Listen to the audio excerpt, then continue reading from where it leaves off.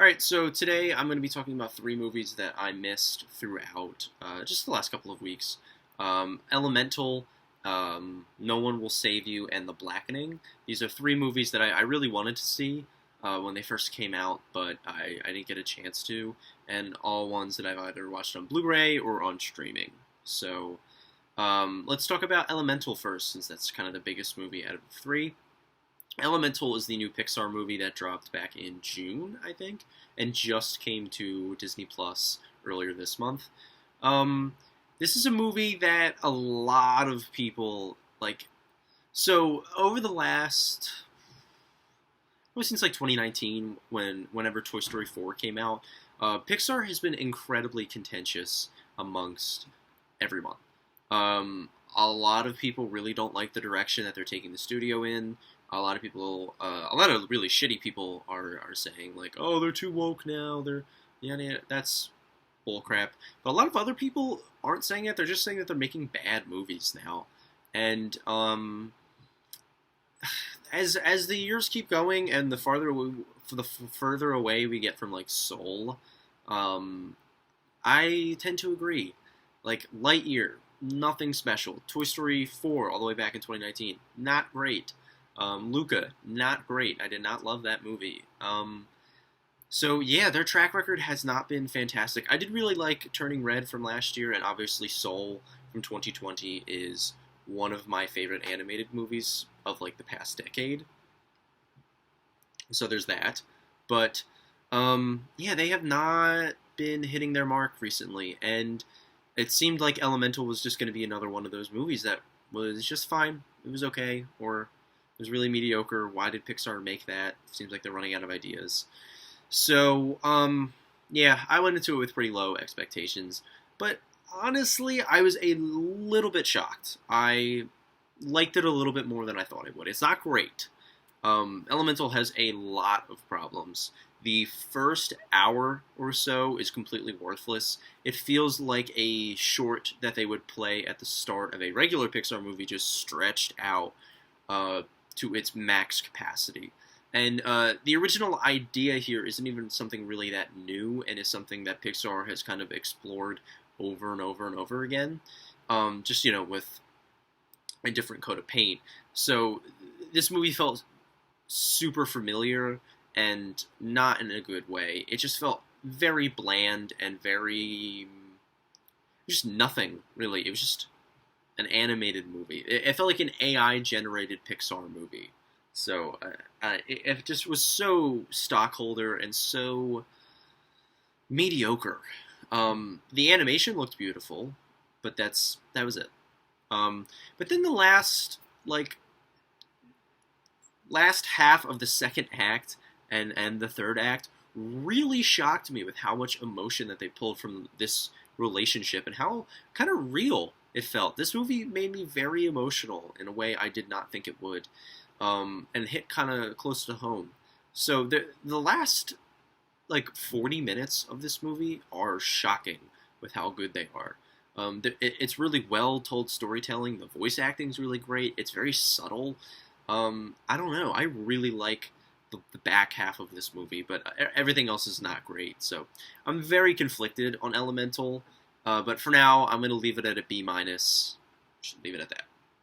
So the next movie I'm going to be talking about is The Blackening. This is a comedy a horror comedy that came out back in June. I think I was going to go see it, but then it wasn't playing at my local Cinemark, and it was also the day that The Flash came out, so I went and saw that.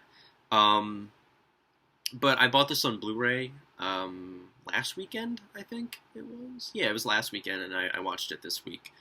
And I was pretty excited for this. The trailers looked really good. It seemed like a cool, subversive idea.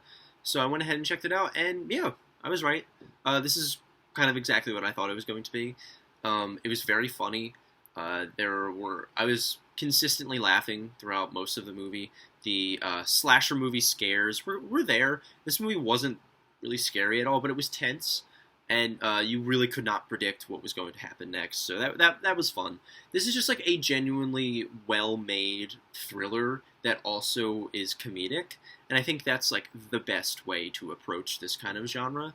And again, it was very subversive. It kind of threw certain tropes on its head. There were moments that it felt way too much like a mainstream studio comedy movie. Like I don't know. There were just certain elements where I'm like, that was a little corny, or that was a little ham-fisted, or that was definitely like a studio executive kind of like, nudging the director, like, hey, you got to put this part in. So there were moments like that kind of took me out of the movie. But other than that, this was just a really solid horror comedy. I really liked it.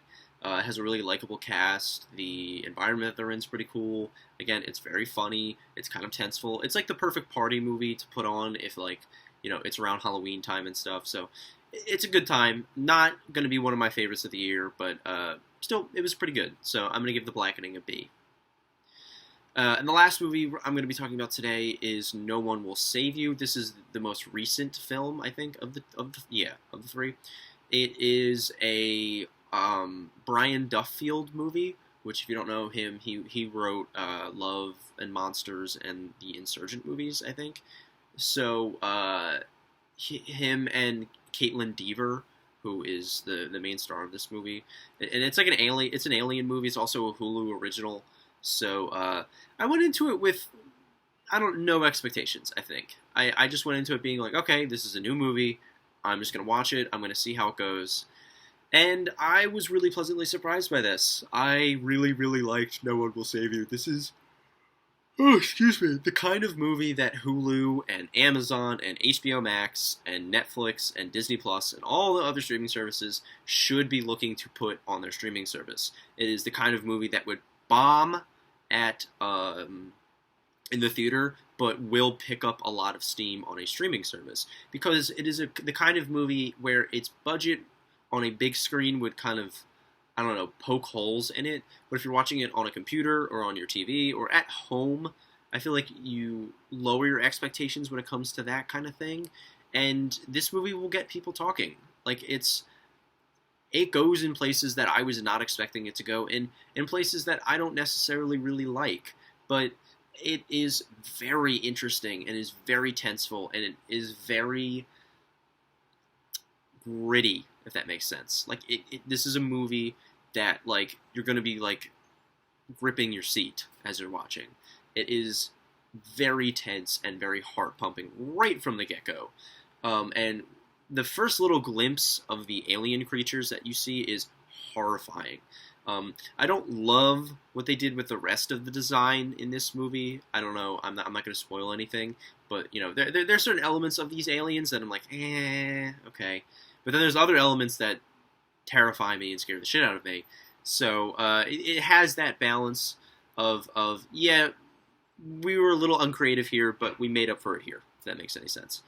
Caitlin Dever is fantastic and shows that she can really act in this movie. I don't know. This is a very strange anomaly of a movie where, like, there's so much of it that I really, really liked or even loved, and there's a lot of it that why was that even necessary? The entire, I can't really spoil it, but there were certain storylines and aspects of this film that I really did not like, and then again, there were ones that I really loved. So I really liked this movie. I think it is a very unique and fresh take on the alien subgenre. And there is so many tenseful moments, but its storytelling at points and not so great pacing it holds it back from being like a best of the year. Wow, this is definitely going to be in my top 10. So, excuse me, I'm going to give No One Will Save You a light B+.